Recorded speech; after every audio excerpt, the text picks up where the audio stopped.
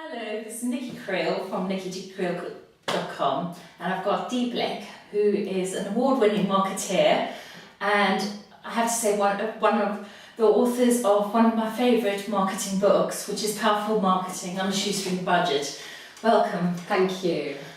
I've come here to chat to you about social media for my series of how social media has helped my business. Yeah. And I was wondering if you could tell us how you got started. That's a good one. I think I probably started about literally 5 years ago. Although I didn't join things like Twitter and LinkedIn straight away, I started out by responding on forums to posts and to requests for information. I think primarily it was Enterprise Nation was the first website that I really got stuck into. So that was my first baptism into social media, even though I didn't realise at the time that that was what it was. I just thought, I'm just responding to I think posts. a lot of people just put social media under the bracket of Twitter, Facebook, and forget about blogging and forums. Because the forums have been around and it's a way of social interaction, isn't it? Yes, definitely. But I know that you're an avid Twitterer. I am, for my sins. Yeah, I think I find Twitter a fascinating little universe, and I think one of the reasons why I got into it, if I'm honest, was I didn't want to be seen as a laggard. As a marketer, it's important that you're meant to be at the front blazing the trail. So even though I've got all my traditional marketing tags that I can append to me, it was the social media tags that I thought, blimey, I could get left behind here. Little did I know it would turn into a lifelong love affair with 140 characters, but that's, the rest really is history. And you also write your own blog, don't you? I do, and that's more for me as there's two sides to it. As an author, I love writing, and I like to see how we can motivate people to take positive action through the power of the written word. But also, I do lots of writing, hard writing in the media with the printed word, but I wanted to carry my message online and attract an audience that would be seeking the sort of marketing information that I push out online, not just through print. So it was a natural progression to write my own blog, and I love it. That's been my favourite part of social media. Well, I know you get some wonderful comments. I do, from your good self. I mean, it's really, I often think, just take out my contribution, I'm almost the catalyst, but the actual commentary, the amount of feedback and response I get, I think I could write a book on those alone. They're brilliant. They really do inspire debate, which was the purpose of actually writing a blog, was to get people chatting about it. And yes, I mean, you're a great contributor to it, David Wyke. I mean, guys I've met through Twitter. Even my clients respond to my blog on Twitter. So my blog on Twitter, my blog on Twitter. Such is the dominance of Twitter in my mindset. And how has social media helped your business? Oh gosh, it's helped it immeasurably. I think it's built my profile and my reputation online, so it's carried me to an audience that would otherwise not have found me through the more traditional channels of print and through networking. So great in that way, really helped me shift books. I know for a fact that my Amazon ranking, the book went into the top 3 best-selling almost as soon as I started Twittering. And naturally, I don't promote the book, but what I will do is share tips from the book. Now and again, I might just let people know, okay, it's number 3 in the bestsellers. And you can bet that within the hour, the rank has tumbled. The lower your rank on Amazon, the better. Yeah. It's been fantastic as Twitter for selling books. I think I've connected with some amazing people that I've learnt from. The amount of content that I can sift through, that's the important thing. Don't take everything, but you write some great blogs. I've learnt some good stuff from you. And so just being able to decide what you would like to find out about today and clicking through and reading, maybe printing off. I have learnt so much through being judicious on Twitter. I think you can spend all day on flipping Twitter, which I don't do. I've got a very busy business, so in the time I have, I get the maximum value from it. So I learn, I share, I give, I receive, and it's like a virtuous circle. Well, I know personally I've learned so much. There's so much brilliant information out there. Yes, yeah.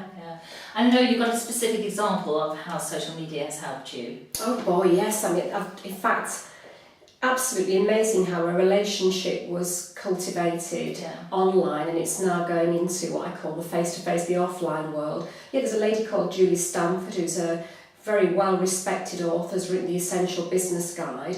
She's been following me on Twitter, and naturally if I'm going to do a radio interview, I might just tweet off to do a radio interview. We built a nice rapport up on Twitter, and my last tweet when I was twittering about the radio interview, she said, well, would you actually appear on my radio show? And I'm now going to be having a 10 minutes a week guest slot every week talking about marketing on a shoestring to, you know, people that tune in the Brighton area. And also we're going to do some work together because there's areas I can help her. I'm very good at offline media, you know, getting column inches offline and doing reviews of her book and so forth. So that's been a really nice example of how, had it not been for Twitter, I doubt our paths would have actually got together. I think maybe years down the line we could have met at a networking event, but Twitter compressed that. Yeah. You're definitely make connections. I know I would never Yes, really you're connected right. with you. You know, like I'd met you once at a Yes. networking meeting for maybe 10 minutes. That's and right. Enough of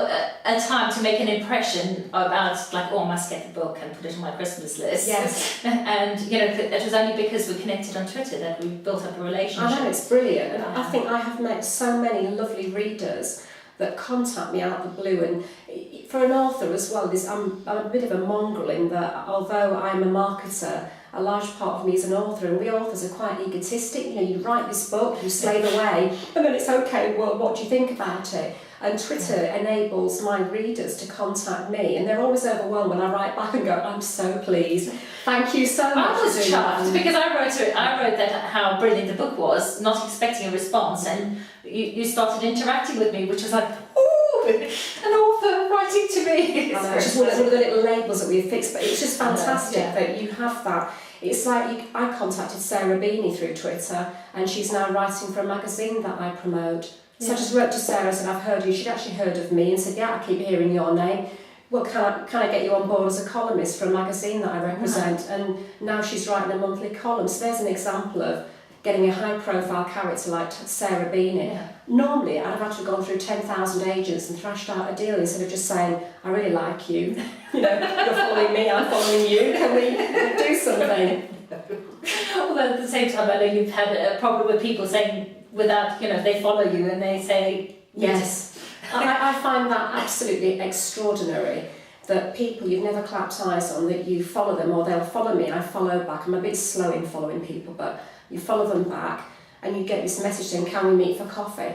And it's like the ubiquitous out of the 60s that was pushed out. I don't know who you are, I've never bought from you, I don't really know what your name is, but I'd love to sell to you, will you buy from me? And I think, please, let's put the social into social media and be sociable. Get to know me, let's hang out for a while together. If there's a connection, then surely it will happen, but not at the first asking. Yeah. It's like the networking event when somebody thrusts the card into your hand, they're walking around stalking, and what you're meant to do, oh wonderful, I must contact you, I must do business. Exactly. I think there's a lot of tips about networking generally online. What do you like about social media? I like the openness and the inclusivity of it. It's the fact that you can follow anyone you like, from the most famous person in the world, whether it's Barack Obama. You can have lots of a diverse and eclectic range of people following you. I think it's instant. You know, I do a lot of my twittering is on a morning when I'm up early rather than during the day. So it's accessible, it's instant. You can form friendships and relationships, but I think we have to bear in mind that by and large, a lot of the time, it's a superficial medium. And I don't mean that in a disrespectful way, but a lot of these followers, you know, I've had people following me and I've met them at an event that don't even know they're following me. You know, so we've got to be careful that we don't think, oh my God, I've got all these followers, how wonderful, people love me.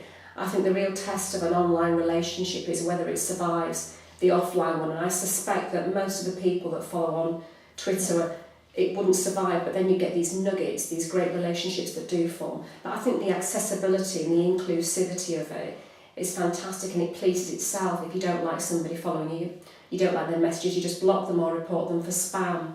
I like the social element as well, that we're not all booted and suited and spouting off our elevator pitch. We're actually there to do some focused chit chat. And I know you see people with, and they just, literally I was going to say spamming, but they're just giving the elevator pitch, elevator pitch, and you think you're missing the point, aren't you? Oh, definitely. And I think that I always call this social media and anti-social media. And anti-social media is where we try and spam or compress a relationship into a really tight space. That might be more acceptable with traditional marketing, like say direct mail, where we know what, if we get a sales letter, we know that the person wants to sell their product or service. It's an established, recognised channel that we say, okay, that is for selling. Yeah. But social media is not about that, and that's why it's called social media. And I think small businesses need to be in it for the long haul, just like blogging. Don't expect to have thousands of subscribers to your blog. Don't try and flog in your blog. Share, give, join in, have a bit of fun. Also bear in mind, if you've got your business hat on, you have to imagine that your client or your hottest prospect is standing over your shoulder and looking at what you're typing. You've got to say, would they actually appreciate that or be totally disenchanted? It's sort of a good word there, it's sort of enchantment, and I know we were talking about charm before. Yes. It's sort of like bringing the charm back into... Oh, definitely. I think we don't need to cram into 140 characters or 280 character message by abbreviating it. Twitter is not about TXT, it's not having that TXT talk. I think just spend a little time composing your message. And also for somebody like myself as an author and a marketer, if I was to punctuate my tweets, say, with loads of abbreviations and poor spelling, what impression would that give of my business? But equally, I do a lot of work with businesses about social media. And I'm always saying to them that if you're tweeting or if you're messaging on Facebook, if you're going onto LinkedIn in your business name, you have to remember that you've got to protect and nurture your brand online. So don't start talking about getting drunk last night or that you're hacked off with a client or you're in debt. You've really got to be quite adept at pushing forward a fairly sociable message that is not going to cast you or you and your business in a bad light. And I've seen examples of racist jokes on Twitter. I stopped following a woman who was using 4-letter words, the F word, Yeah. And I think, why do that? I actually wrote to a nice girl because she started following me and I said, your tweets are great, but using 4-letter words will turn your audience off. Revisit your tweets. And she wrote back and said, I'm so pleased you've told me that. I never thought of that. It's common sense is uncommon. Yeah, exactly. Now, if you had a top tip to give somebody who's just starting out in social media, what would that be? I think what I would say is really gather as much practical information under your belt before you dive in under the hood and start Twittering or Facebooking or LinkedIn. So for example, just go around the sites, explore them, see what they have to offer. I would then say set up a neutral account, let's just say for Twitter, in just your own name, but start following good people like yourself. You put good tweets out, follow me, follow people that you think you could learn about. But also take a look at how they tweet, because there's a best practice model that unwittingly reveals itself on Twitter. So look at the tweets and think, okay, that's interesting. They're not selling themselves, but I'm still intrigued to follow through to their blog. So what are they doing to make me do that?